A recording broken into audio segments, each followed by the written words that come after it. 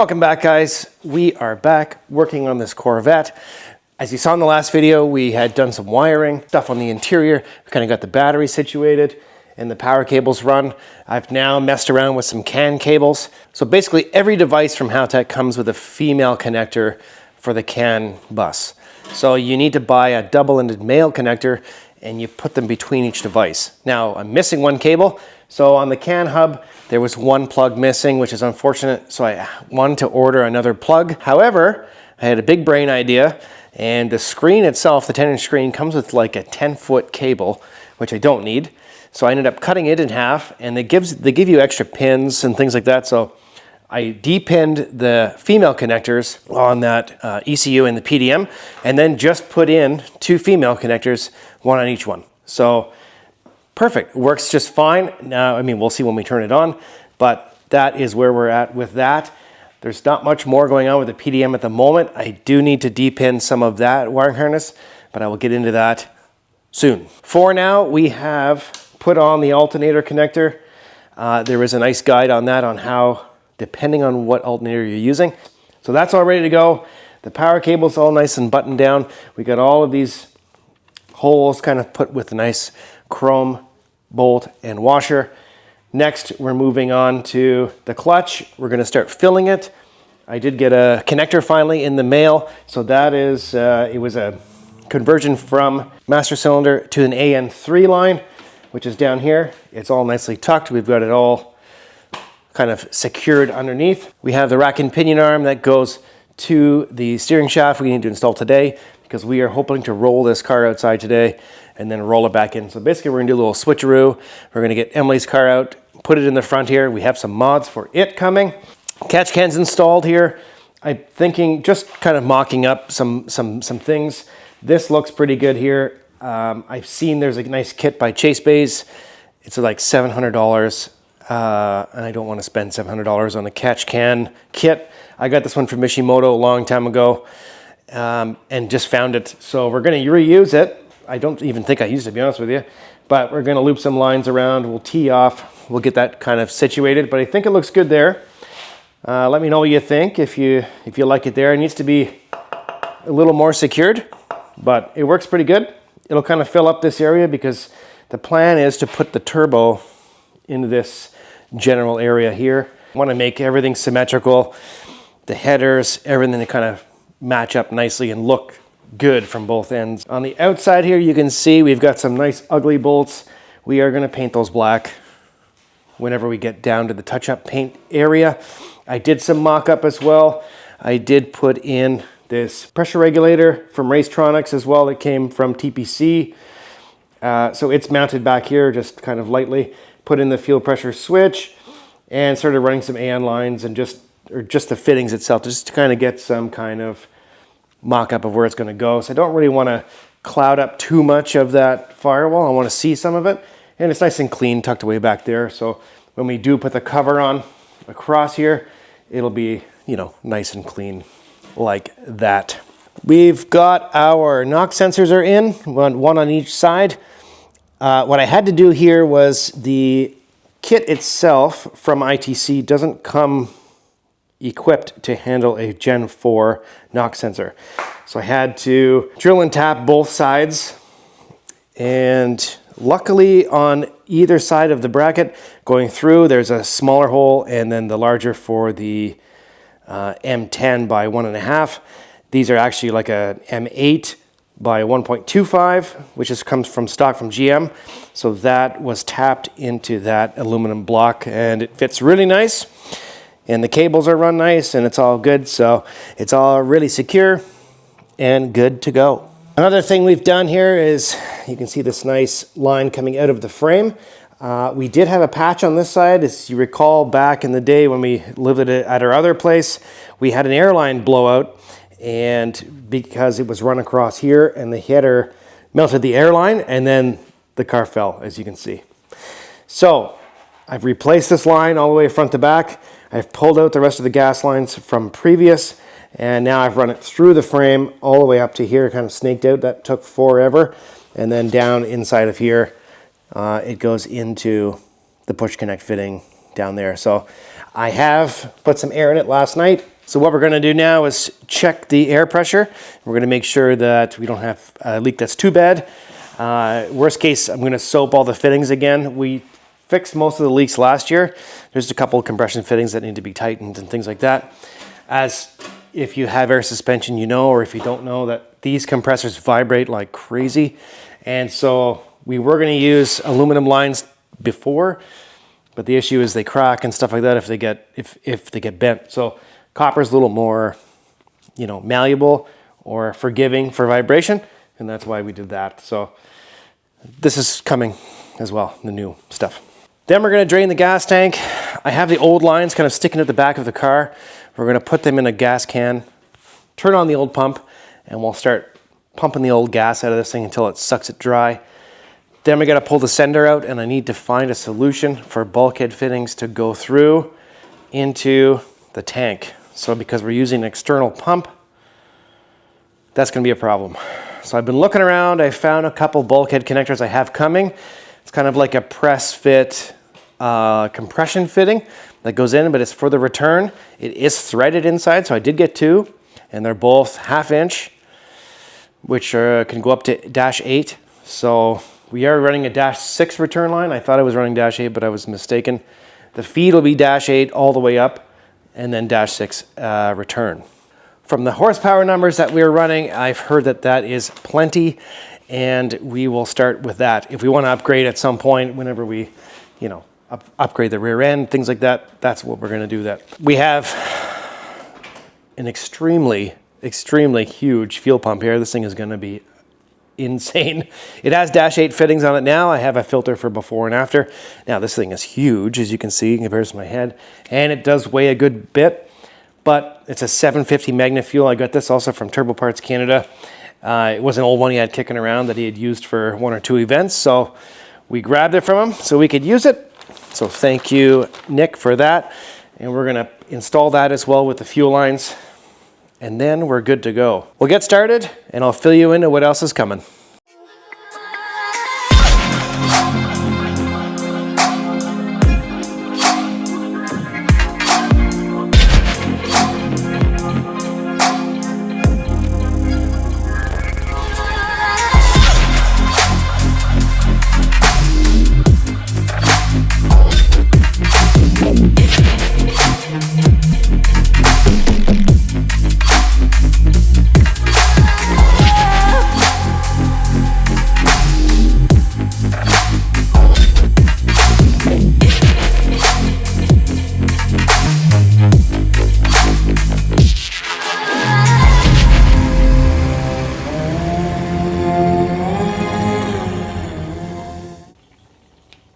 There it goes, at all glorious 12 PSI. So while we wait for that to drain, we're gonna do some more things. We're gonna de-pin the Haltech unit, and we're gonna re-pin it to the new can connector I created, or repurposed. And hopefully this will be mostly drained and not overflowed by that time.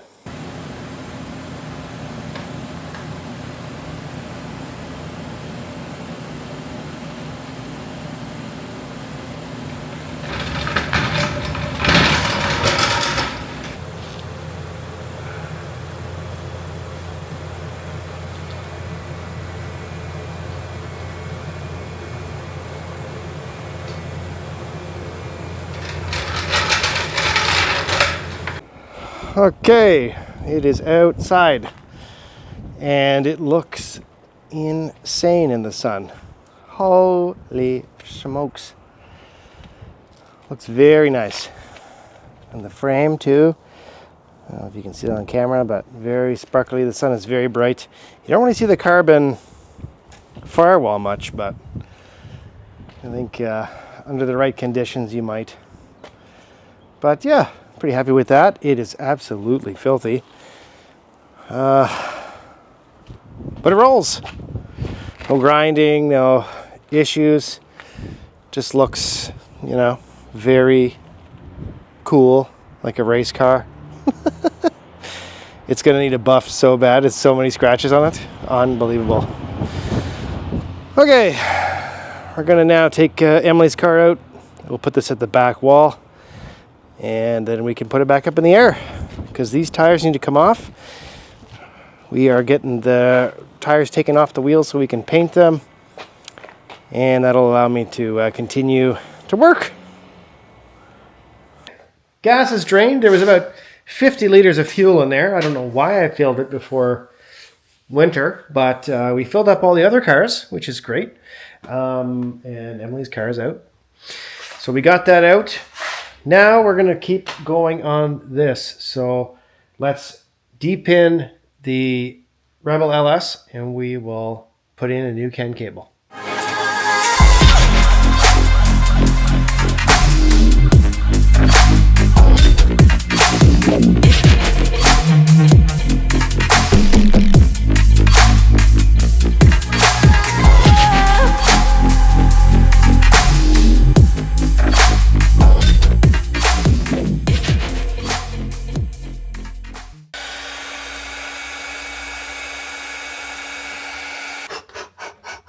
We have made some progress.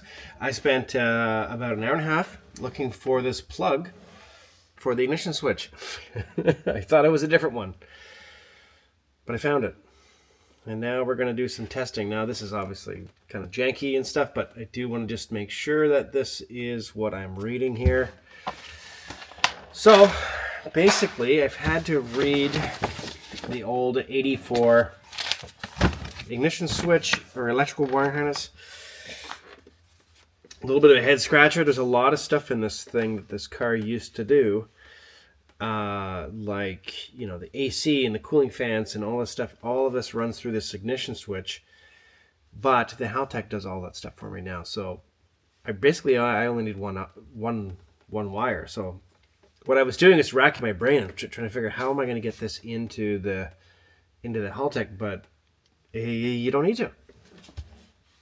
Everything from the starter switch to the solenoid control, like everything, it's all through the Haltech. So basically all I need to do is tell it that it has ignition in the run position, and then power will go to the Haltech. So basically I think I do have to set up a trigger wire from the run to tell the Haltech to go.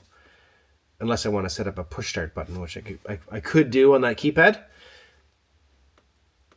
which might be fun. But right now I just want to make sure that this ignition switch works. So all I need is 12 volts constant to this red wire.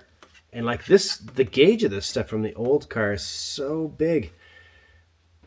Oh my God. I mean, it's not bad, but it's just like, it's super stiff. So it's a little hard to work with, but we'll find something of this equal gauge and we'll shove it up in there. And we'll get some power going to it. We'll plug all this in and we'll see what happens. I know I need to upgrade some firmware and stuff like that, so maybe I could connect all the CAN devices and kind of show you what that screen looks like when it lights up. You want to see that? Because I'll show you.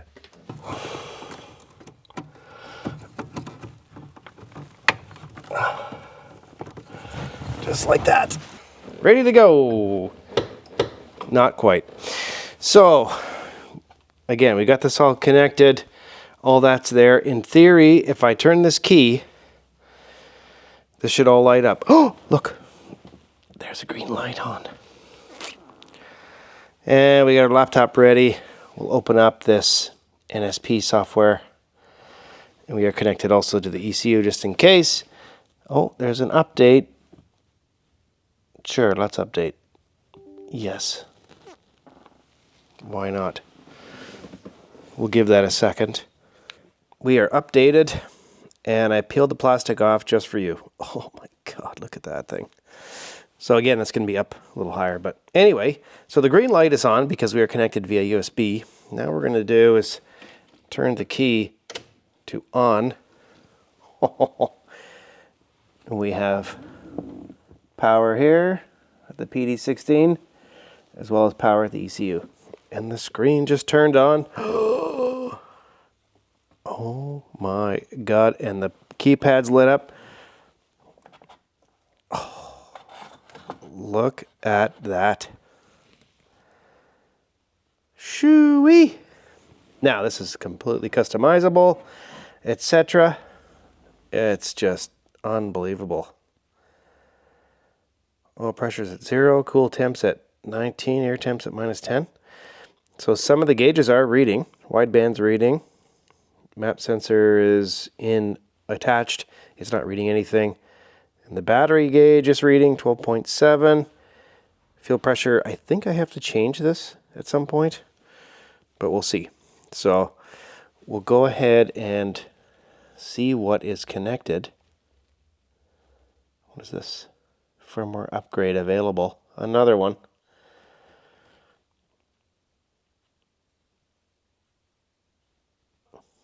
Sure.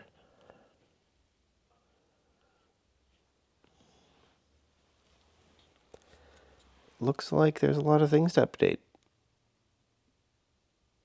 We'll see you in a second. Well, we have a spaceship on our hands right now. So I'm thinking maybe while I'm driving I can make some beats, you know, with some, like turn that into a MIDI controller or something. That might be fun. Yeah, this thing is insane. Completely ridiculous. I'm still updating a few things.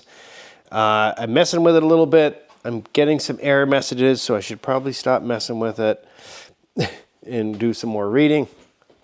But for the most part, everything is a-okay. I'm going to pack some of this stuff up so I don't scratch any of it. You can see some of it's kind of a little flashy. Something with the CAN keypad, it keeps losing connection. I'm not quite sure what's going on there, but I'll have to check. But look, oh man, all these things that you can read. It's not going to be distracting at all. I better get the messing with it out of the way, and then when I'm driving I can focus on some things. But man, this is insane.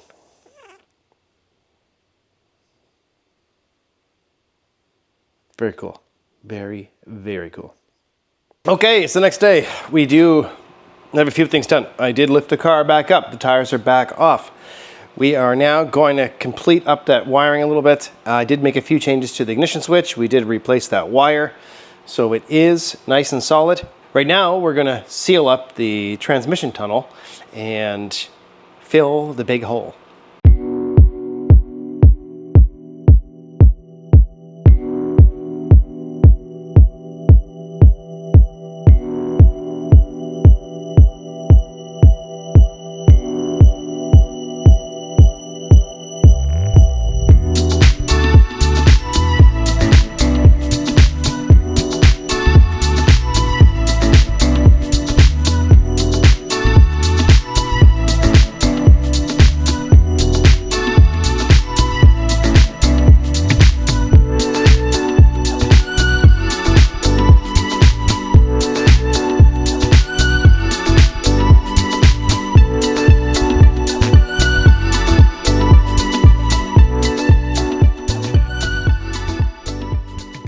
All right, so it turns out I recorded the whole thing in slow motion. So I've got 3 hours of video to go through. So I hope you enjoy that. We have, the hole is complete. Now that little jog on the side, which I was narrating in the slow motion video, you couldn't hear me. That is a bolt that has to come up for the C-beam that goes across. Because of the bottom bracket, that bolt has to go down instead of up because it won't fit. So I just put some fireproofing over it, or soundproofing, and I'm going to cover this obviously now with soundproofing. But in the event I need to take it apart, I'll just cut the soundproofing and bring it out. So no issues there. Was able to utilize some old hardware that was there and went up and under and around the other side. And over here you can see I beat the crap out of it with a hammer to kind of keep that line going through. Put more rivets in, put some adhesive on there, and it is now stuck in place and nice and solid. So should be no issues there. We're going to wrap this in soundproofing. There we go. The hole has been filled. I also have a rubber boot that goes on there, so that's really nice. Should be nice and solid, I hope. So everything is pretty well nice. There's a hole that was up in this area, there-ish. That we're going to poke through and put a grommet there. That's where the wiring is going to go for the transmission. We've got the reverse lights and the reverse lockout, which I have to wire up. So if I don't, then it won't go in reverse. So basically what we're going to do now is put the center console in. We're going to get all this side pieces on. I do have to spray some adhesive on there and glue down some of the leather starting to peel up, kind of just like this. Really tight corners, it's hard for it to stay. Plus we did rush a lot of this work, so we'll fix all that. Not too worried about that. But that is it for this one. We're going to call it for today and take a little bit of a break. But we are now back on the Corvette. We did, as you know, work on Emily's car, and we did get it nice and snazzy. You can see some nice wheels. We lowered it, put an eyebrow on it, put some lights on it. We did all kinds of cool stuff, and she's super happy with it. But we do still need, there's a couple more adjustments to make, and then we can take this thing back out and go for a rip. So, what's next? Fuel is next. We are getting onto fuel lines and coolant lines. We're gonna get the fuel done ASAP. We're going to start making some lines. I'm going to test my hand at some AN fittings. Super exciting, super exciting. We do also need to make some power steering lines. And there's 6 AN lines. And I need to figure out what fittings go down in that rack and pinion so I can go from that fitting to an AN line, which then can go to the Gen 2 pump. Not complicated at all. And then we're moving on to cooling. After fuel, we are cooling this bad boy down. We've got some supplies in, we've got some supplies coming, and we have a new sponsor coming who I just reached out to recently, and we are working together on a remote pump, electric pump, and fan and cooling system. So stay tuned for that. That is coming. We're getting some more braided lines. We're doing all kinds of fun stuff. We're going to put a cooling jug in the back, so because the radiator is being relocated to the rear, and that will be super exciting to get all that back there and not have to junk up all of this. Also, the turbo's coming hopefully next week, and I will pick that up, and we got to start fabricating ASAP. So as soon as the cooling and the fuel's done, basically we can start it, or at least try to start it if we want to. Not too sure if that's going to be a good idea or not, just because the wideband won't be connected to anything. It's just kind of sitting there. So yeah, maybe I'll get fabricating first. Do some kind of, you know, maybe I'll put the bung and stuff on the exhaust, and then we can maybe start it up. But for now, we just got to grind, get this done. But we'll see you on the next one. We are all about fuel. You're not going to want to miss it. Take care.